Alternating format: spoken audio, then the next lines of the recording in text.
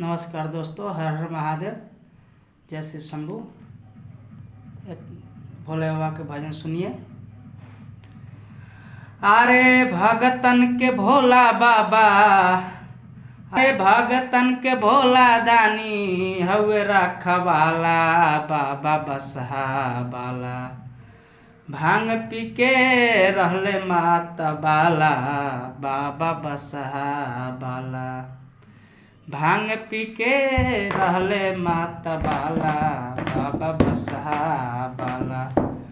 सावन में सेवकन के लड़ी नहीं टूटेला, आ देवघर कमरिया के भीड़ बड़ा जुटेला, भीड़ बड़ा जुटेला।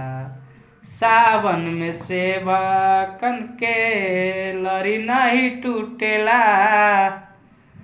हरियन के भीड़ बड़ा जुटेला, भीड़ बड़ा जुटेला।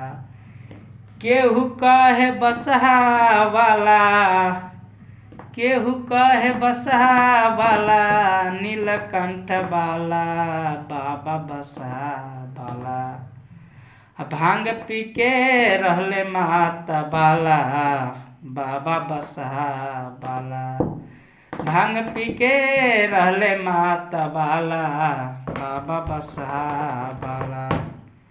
घट घट के दासी बाबा हवे अविनाशी, आर घट घट के दासी बाबा हवे अविनाशी।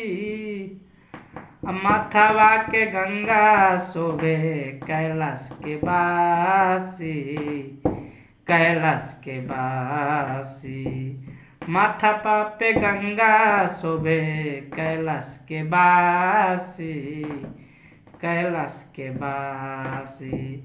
हाथे दमरुति रसूल शोभे, हाथ दमरुति रसूल शोभे, सपवा के माला बाबा बसहा बाला। भांग पी के रहले माता बाला, बाबा बसहा बाला। भांग पी के रहले माता बाला, बाबा बसहा बाला। सावन मन पावन भावन बरसे बदरिया, सावन मन पावन, सावन मन पावन भावन बरसे बदरिया। कहे रेणु फेटी बाबा हमरे पे नजरिया, हमरे पे नजरिया। आसन लगाई बैठी, आसन लगाई बैठी, मिर्गा के साला बाबा बसहा बाला। भांग पी के रहले माता बाला, बाबा बसहा बाला। भांग पी के रहले माता बाला, बाबा बसहा बाला।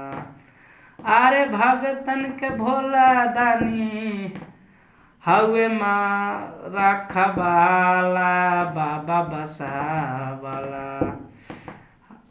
अरे भगतन के भोला दानी हवे रखवाला बाबा बसहा बाला। अरे भांग पी के रहले माता बाला, बाबा बसहा बाला। जय शिव शंभू, हर महादेव। नमस्कार दोस्तों।